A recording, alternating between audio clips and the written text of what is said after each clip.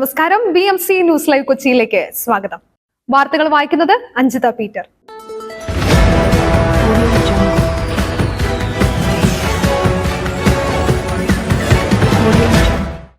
ഈ വാർത്തകൾ നിങ്ങൾക്കായി അവതരിപ്പിക്കുന്നത് Leotech solar solutions, Trivandrum, Ernakulam, Thrissur, Kannur, Chennai and Coimbatore.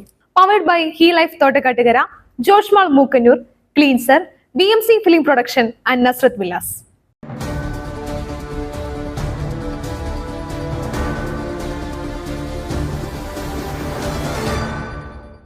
ഇരയ്ക്കൊപ്പം നിൽക്കുന്നുവെന്ന് പറയുന്ന സർക്കാർ വേട്ടക്കാർക്കൊപ്പമാണ്. KK രമ. കേരളത്തിൽ സ്ത്രീകൾക്കും കുട്ടികൾക്കും എതിരായ അതിക്രമങ്ങൾ വർദ്ധിച്ചു വരുന്നുവെന്ന് KK രമ MLA നിയമസഭയിൽ. പൂച്ചാക്കലിൽ പെൺകുട്ടിയെ പട്ടാപ്പകൽ ആക്രമിച്ച പ്രതി CPIM-കാരനാണെന്നും രമ ആരോപിച്ചു. കുസാറ്റിൽ പെൺകുട്ടിയോട് മോശമായി പെരുമാറിയത് CPIM അനുഭാവിയായ അധ്യാപകനാണ്. കാലടി കോളേജിൽ പെൺകുട്ടികളുടെ ചിത്രം അശ്ലീല സൈറ്റിൽ പ്രചരിപ്പിച്ചത് SFI-കാരനായിരുന്നു. പ്രതിയെ അറസ്റ്റ് ചെയ്ത് സ്റ്റേഷൻ ജാമ്യത്തിൽ വിടുകയായിരുന്നു. KCA കൊച്ച് പെൺകുട്ടികളെ പീഡിപ്പിച്ചുവെന്ന് KK രമ നിയമസഭയിൽ പറഞ്ഞു.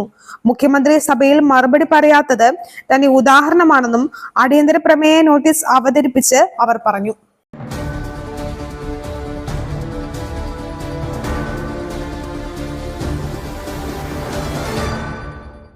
ഗോഡൌണിലുണ്ടായ തീപിടുത്തത്തിൽ ഒരാൾക്ക് ദാരുണാന്ത്യം. അപകടം തീ അണയ്ക്കാൻ ശ്രമിക്കുന്നതിനിടെ. തൃശൂർ മുളങ്കുന്നത്തുകാവ് കോഴിക്കുന്നിൽ 2 വീലർ സ്പെയർ പാർട്സ് ഗോഡൌണിലുണ്ടായ തീപിടുത്തത്തിൽ ഒരാൾക്ക് ദാരുണാന്ത്യം. പാലക്കാട് സ്വദേശി 22 വയസ്സുള്ള നിബിനാണ് മരിച്ചത്. ഗോഡൌണിൽ വെൽഡിംഗ് ജോലികൾ നടക്കുന്നതിനിടെയാണ് തീപിടുത്തമുണ്ടായത്. രാവിലെ 7:30ഓടെയാണ് തീപിടുത്തമുണ്ടായത്.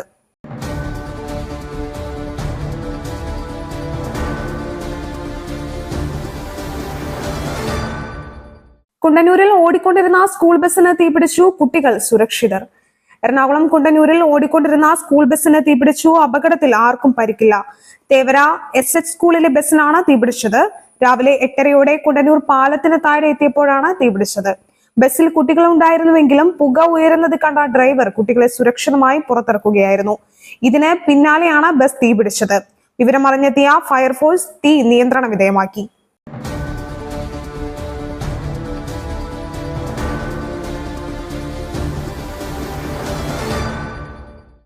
PSC കോഴ ഇടപാട് ആരോപണ വിധേയനായ പ്രമോദ് കോട്ടൂളിനെതിരെ നടപടിയെടുക്കാൻ CPIM. PSC കോഴ വിവാദത്തിൽ ആരോപണ വിധേയനായ പ്രമോദ് കോട്ടൂളിനെതിരെ നടപടിയുമായി CPM. ഏരിയ കമ്മിറ്റി യോഗത്തിലെ ഭൂരിപക്ഷ അഭിപ്രായം യുവനേതാവ് പ്രമോദ് കോട്ടൂളിനെതിരെ ആയിരുന്നു. ഇതിന് പിന്നാലെയാണ് നടപടി ആവശ്യപ്പെടുന്നത്.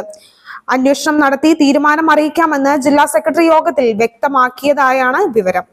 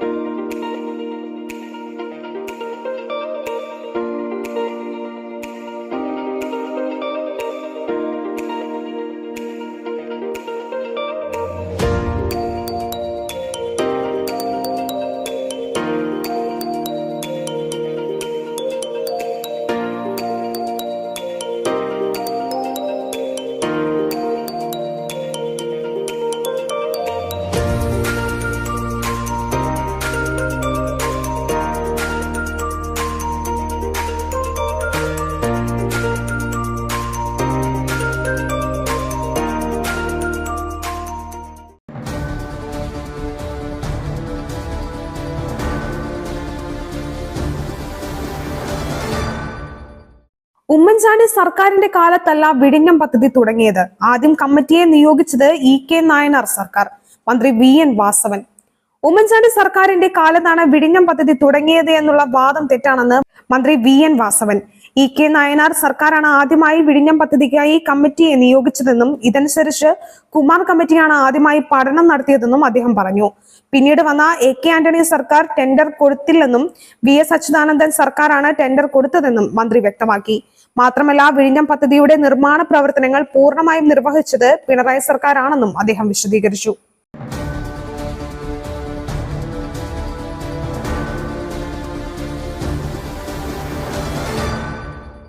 UPയിൽ ബസ് ടാങ്കറുമായി കൂട്ടിയിടിച്ചു. 18 മരണം, 30ഓളം പേർക്ക് പരിക്ക്. ഡബിൾ ഡെക്കർ ബസും ടാങ്കർ ലോറിയും കൂട്ടിയിടിച്ചുണ്ടായ അപകടത്തിൽ 18 പേർ മരിച്ചു. ഉത്തർപ്രദേശിലെ ഇന്നാവോയിലാണ് അപകടമുണ്ടായത്. അപകടത്തിൽ 30 പേർക്കാണ് പരിക്കേറ്റത്. പരിക്കേറ്റവരെ സമീപത്തെ ആശുപത്രികളിൽ പ്രവേശിപ്പിച്ചിട്ടുണ്ട്. ലക്നൌ ആഗ്ര അതിവേഗ പാതയിലായിരുന്നു അപകടം. ബീഹാറിലെ സീതാമർഹിയിൽ നിന്നും ഡൽഹിയിലേക്ക് പോകുകയായിരുന്നു ബസ്. ഇടിയുടെ ആഘാതത്തിൽ ബസും ടാങ്കറും പൂർണ്ണമായും തകർന്നു.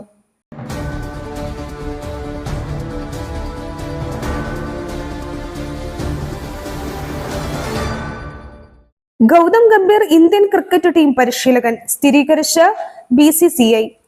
ഇന്ത്യൻ ക്രിക്കറ്റ് ടീം പരിശീലകനായി ഗൗതം ഗംഭീറിനെ നിയമിച്ച് BCCI. ഇന്ത്യൻ ക്രിക്കറ്റ് ടീമിന്റെ മുഖ്യ പരിശീലകനായിട്ടാണ് ഗംഭീർ നിയമിതനാകുന്നത്. BSI സെക്രട്ടറി ജയ് ഷായാണ് പ്രഖ്യാപനം നടത്തിയത്. രാഹുൽ ദ്രാവിഡിന് പകരമാണ് നിയമനം. 2027 ഡിസംബർ 31 വരെയാണ് ഗംഭീറിന് കരാർ. ഇന്ത്യൻ ക്രിക്കറ്റിനെ മുന്നോട്ട് നയിക്കാൻ ഏറ്റവും അനുയോജ്യനായ ആളാണ് ഗംഭീർ എന്ന് ജയ് ഷാ പറഞ്ഞു.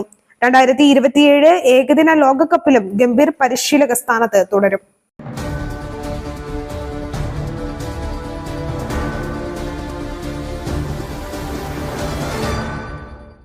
ന്യൂനമർദ്ദ പാത്തി സംസ്ഥാനത്ത് വ്യാപക മഴയ്ക്ക് സാധ്യത, ശക്തമായ കാറ്റിനും സാധ്യതയെന്ന് കാലാവസ്ഥാ വകുപ്പ്.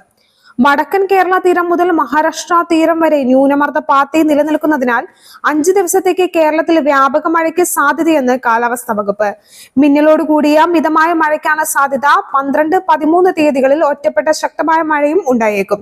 ഇന്ന് രാത്രി വരെ കേരള തമിഴ്നാട് തീരങ്ങളിൽ കള്ളക്കടൽ പ്രതിഭാസത്തിനും ഉയർന്ന തിരമാലയ്ക്കും സാധ്യതയുള്ളതിനാൽ മത്സ്യത്തൊഴിലാളികളും തീരദേശവാസികളും ജാഗ്രത പാലിക്കണം. ഉയർന്ന തിരമാലകൾക്ക് സാധ്യതയുള്ളതിനാൽ വടക്കൻ കേരളം, കർണാടകം, ലക്ഷദ്വീപ് തീരങ്ങളിൽ മത്സ്യബന്ധനത്തിന് വിലക്കേർപ്പെടുത്തിയിട്ടുണ്ട്. മണിക്കൂറിൽ 35 മുതൽ 45 കിലോമീറ്റർ വരെ വേഗത്തിൽ ശക്തമായ കാറ്റിനും സാധ്യതയുണ്ടെന്നാണ് കാലാവസ്ഥാ റിപ്പോർട്ട്.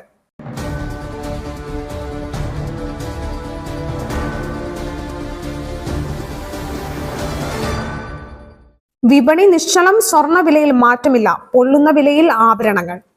സ്വർണ്ണവിലയിൽ മാറ്റമില്ല. ഇന്നലെ പവന് 280 രൂപ കുറഞ്ഞിരുന്നു. എന്നാൽ ഇന്ന് വിലയിൽ യാതൊരു മാറ്റവുമില്ല. ഈ മാസത്തെ റെക്കോർഡ് വിലയിൽ നിന്നും അല്പം ഒന്ന് താഴേക്ക് ഇറങ്ങിയെങ്കിലും ആശ്വാസത്തിനുള്ള വകയില്ല. ഒരു പവൻ സ്വർണത്തിന് 53,680 രൂപയാണ് വിപണി വില. ഗ്രാമിന് 6,710 രൂപയാണ് ഇന്നത്തെ വില.